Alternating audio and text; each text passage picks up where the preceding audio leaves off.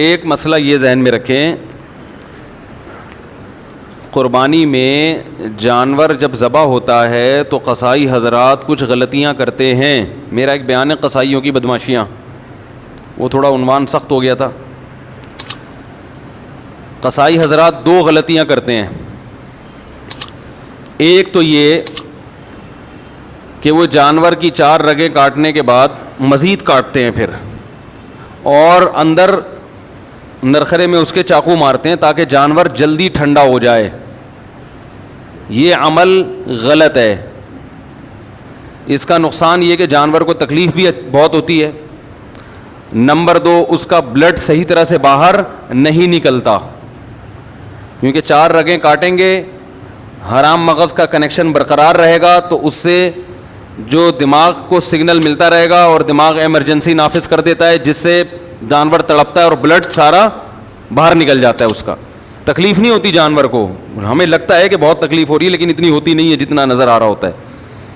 اس کی وجہ ہے کہ جب ہم جانور کی یہ رگیں کاٹتے ہیں نا, تو یہ جو دماغ ہے نا اس کو بلڈ کی سپلائی بند ہو جاتی ہے. سمجھ رہے ہیں؟ جب دماغ کو بلڈ کی سپلائی بند ہوگی تو دماغ سوچنا چھوڑ دیتا ہے. دماغ کا صرف وہ حصہ کام کرتا ہے جو قدرت نے حادثات کے لیے رکھا ہوا ہے. ابھی تو دماغ کام کر رہا ہے نا آپ لوگوں کا, جو نارمل والا دماغ بھی الحمدللہ. تو پھر سمجھیں یہ بات کو. آپ نے دیکھا ہوگا بعض دفعہ ہم چاہتے ہیں, ریفلیکٹ ایکشن کا نام سنا ہوگا آپ نے, ہم نے تو 9th کلاس میں پڑھا تھا. وہ ایک ایکشن ہوتا ہے کہ لاشعوری حرکتیں. آپ کا ہاتھ کسی گرم چیز پہ آتا ہے, آپ کو پتہ بھی نہیں ہوتا, آپ ہاتھ کھینچ لیتے ہیں. اللہ نے ہمارے دماغ میں ایک ایسا حصہ رکھا ہے جو سوچتا بعد میں کرتا پہلے.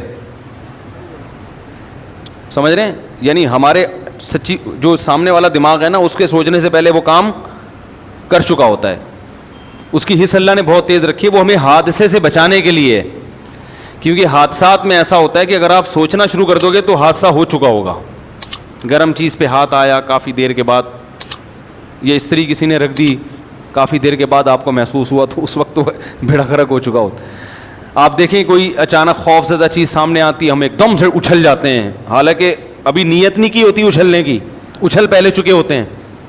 جن بعد میں دیکھا ہوتا ہے ہم نے, اور پھر یہ تو بہت بعد میں پتہ چلتا ہے کہ یہ سچی مچی کا جن بھی نہیں ہے, یہ تو 1 ہفتے بعد پتہ چلتا ہے. تو بہت سی حرکتیں ہماری ایسی ہوتی ہیں.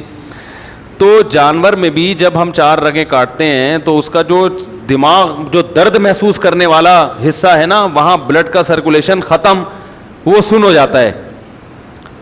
لیکن وہ حصہ جو ایمرجنسی نافذ کرنے والا ہے, وہ ایمرجنسی میں جو آرڈر دینے والا حصہ, وہ کام کرتا رہتا ہے. وہ حرام مغز کی وجہ سے اس کا کنیکشن باقی رہتا ہے. وہ باڈی کو میسج دیتا ہے کچھ خطرہ ہوا ہے, باڈی تڑپتی ہے. تو تڑپنے سے کیا ہوتا ہے کہ بلڈ اچھی طرح نکل جاتا ہے. کسائی کیا کرتے ہیں, وہ نوک لے کے حلق میں ماری اس کے, تو وہ جو اس سے وہ رگ کٹ جاتی ہے حرام مغز والی, جس سے دماغ کا مکمل کنیکشن باڈی کے ساتھ ختم ہو جاتا ہے. سمجھ رہے ہیں؟ اس سے باڈی تڑپنا ختم کر دیتی ہے, بلڈ اچھی طرح سے جانور کا نکلتا نہیں ہے. تو یہ طریقہ مکروہ ہے, ناپسندیدہ ہے. شریعت نے جو ذبح کا طریقہ بتایا ہے اس کے خلاف ہے. ایک اور مثال سے سمجھاتا ہوں. دیکھو چھپکلی ہے نا, چھپکلی دیکھی ہوگی, اکثر جب ہم چھپکلی مارتے ہیں تو اس کی دم کٹ جاتی ہے, دم تڑپتی ہے, اس سے جان نکل رہی ہے. لیکن دم کو تکلیف ہوتی ہے, اس لیے نہیں ہوتی کہ اس کے پاس تکلیف محسوس کرنے کے لیے دماغ نہیں ہے. اور جو دماغ جہاں ہے نا چھپکلی کے, اس کو بھی تکلیف اس لیے نہیں ہوتی کہ اس کے پاس اب دم نہیں رہی ہے. ارے تکلیف تو گزر رہی ہے دم پہ نا, دم پہ تکلیف گزر رہی ہے, خوب تڑپ رہی ہے. لیکن دماغ جو اس تکلیف کو محسوس کرتا, وہ اس لیے محسوس نہیں کرتا کہ جس پہ تکلیف گزر رہی ہے وہ اب دماغ کے پاس ہے نہیں, اس کا دماغ سے کنیکشن ختم ہو چکا ہے. تو وہ تڑپ تو رہی ہوتی ہے چھپکلی کی دم, یوں اس پہ جان نکل رہی ہے تو وہ خوب تڑپ رہی ہے, لیکن نہ دم کو تکلیف نہ چھپکلی کو تکلیف. چھپکلی کو صرف اس حصے پہ تکلیف ہوتی ہے جہاں کٹ لگا ہوا ہے, اس کا کنیکشن ابھی چھپکلی سے باقی ہے. وہ جو دم کے یوں کلابازیاں کھا رہی ہیں اسے ترس تو بہت آئے گا, بہت ترس آئے گا، ہائے بیچاری کی دم، ہائے بیچاری دم کے ساتھ کیا ہوا. لیکن دم کو تکلیف اس لیے نہیں ہے کہ اس کے پاس دماغ نہیں ہے تکلیف محسوس کرنے کے لیے، اور دماغ کو تکلیف اس لیے نہیں ہے کہ اس کے پاس تڑپتی ہوئی دم سے کنیکشن اس کا ختم ہو چکا ہے، اس کے پاس دم نہیں ہے. تو دم کو تکلیف اس لیے نہیں کہ دماغ نہیں، دماغ کو اس لیے کے پاس دم نہیں ہے. یہ ایک فارمولہ یاد رکھیں آپ، ٹھیک ہے نا. تو یہ اللہ کا بہت بڑا انعام ہے ان جانوروں پر کہ ہمیں حکم دیا کہ ان کی جب جان لینی ہو تو ذبح کر کے لو.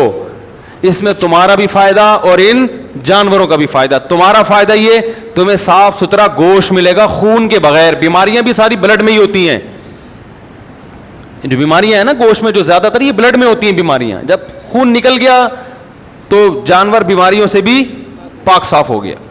تبھی کہا جاتا ہے ٹوٹکوں میں کہ جو بڑا گوشت اگر پکانا ہو نا تھوڑا سا بوائل کرو اس کو، اس کا پانی پھینک دو، اس کا جو اندر بلڈ ہوتا ہے وہ سب نکل جاتا ہے، اس سے وہ اس کے نقصان کافی حد تک کم ہو جاتا ہے. تو ہمیں فائدہ یہ، اور جانور کو فائدہ کیا، اس کو تکلیف کم ہے.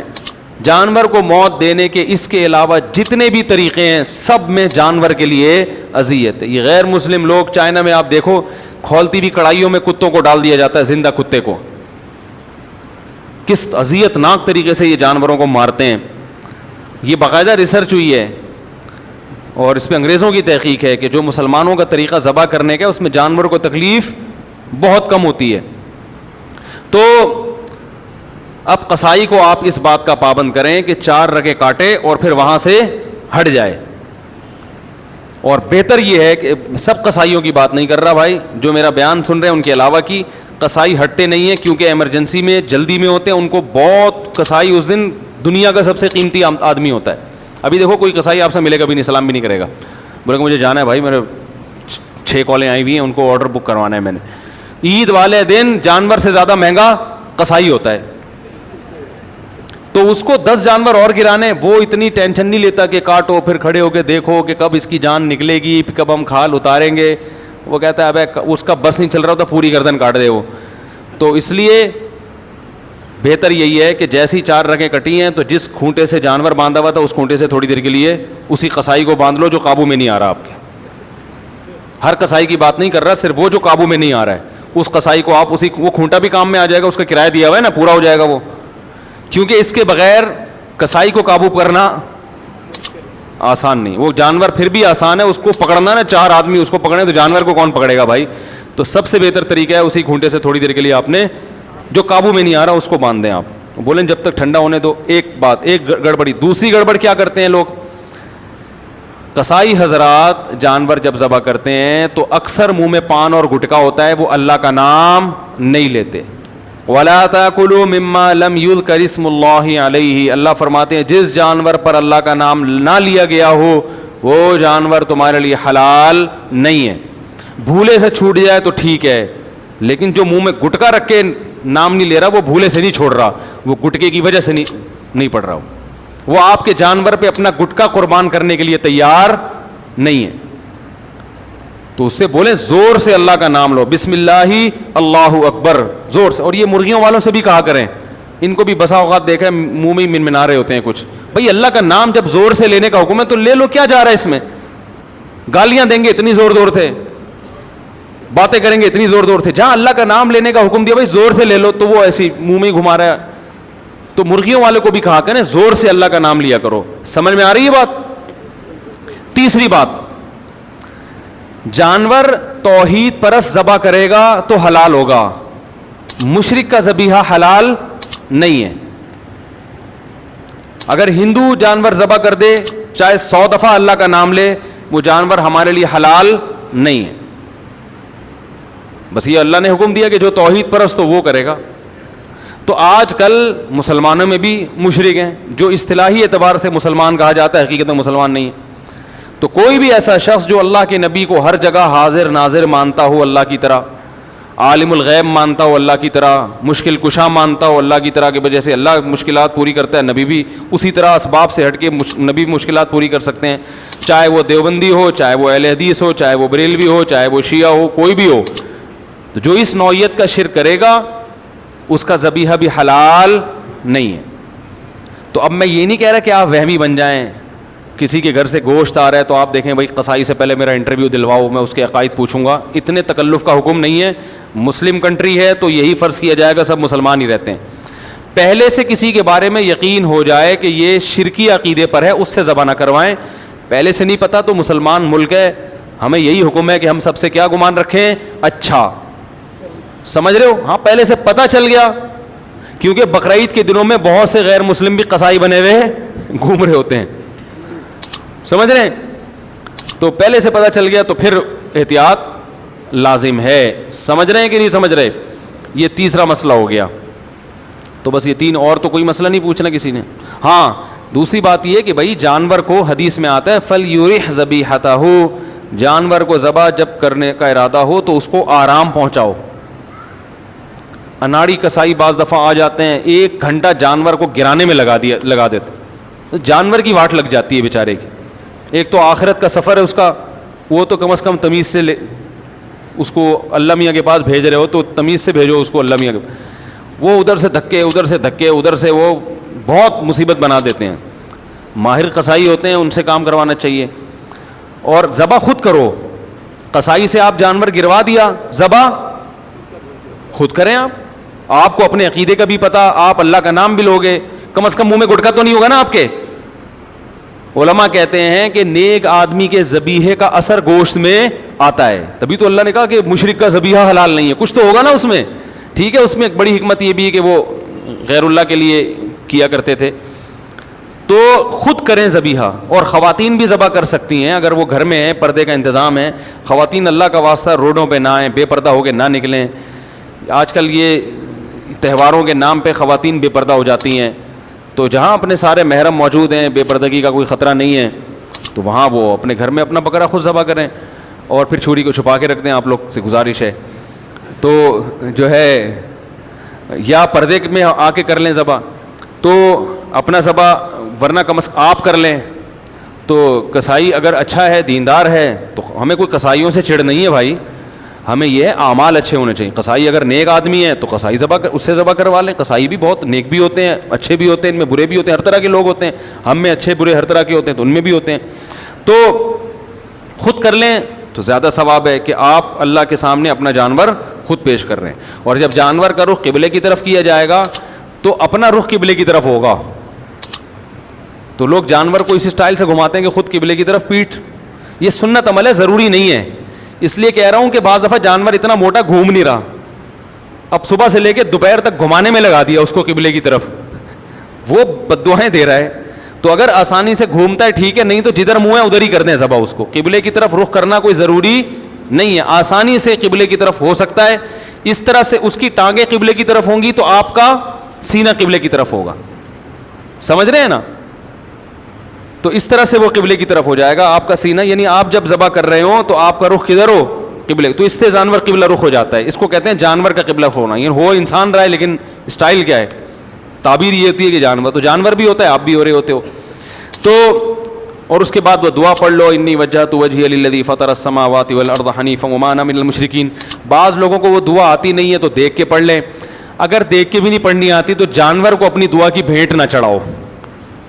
میں نے کئی دفعہ دیکھا ہے جانور کو لٹایا ہوا ہے, 20 آدمی اس کے اوپر بیٹھے ہوئے ہیں, چھری رکھی ہوئی ہے, وہ بیچارہ پریشان دیکھ رہا ہے. ابھی تک تو میری ایسی سیوا ہو رہی تھی, ہر آدمی میرے ساتھ سیلفیاں کھنچوا رہا تھا, جس کو محلے سے پھول ملتے وہ میرے گلے میں لا کے ڈالتا.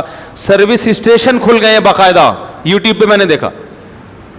ایک بیل کا سروس 200 روپے میں, وہ جو جس پانی سے گاڑیوں کی سروس ہوتی ہے اس سے بیل کی سروس ہو رہی ہے. ہو گیا یہ واقعی. بیل دھل رہے ہیں بھائی, پورے ڈیٹول سے نہلایا جا رہا ہے, اس کو تیزاب سے کلیاں کروائی جا رہی ہیں, اس کے برش کیا جا رہا ہے, بہترین چمکا کے سرسوں کا تیل کی مالش کر کے. تو وہ جو بندہ ہے نا وہ بیل لگ رہا ہوتا ہے اس کے سامنے جو کھڑا ہوا ہوتا ہے وہ بیل انسان لگ رہا ہوتا ہے, اتنا چمکا دیتے ہیں اس کو. تو ایسا چمکا دھمکا کے وہ بیل کہے گا اتنا مجھے پروٹوکول. اور اب کیا ہو رہا ہے, اب آپ کو نہ دعا زبانی آتی ہے نہ دیکھ کے پڑھنا آتی ہے, اب آپ وہاں ہجے کر رہے ہو اس اللہ انی وجہت پڑھا ہی نہیں جا رہا. وہ بیچارہ لیٹا ہوا ہے, 2 گھنٹے ہو گئے یار, اس کو کس عذاب میں ڈالا ہوا ہے. تو بھائی نہیں آ رہی, بسم اللہ ہی اللہ اکبر بس. اور اردو میں کہہ دو اللہ تیرے لیے.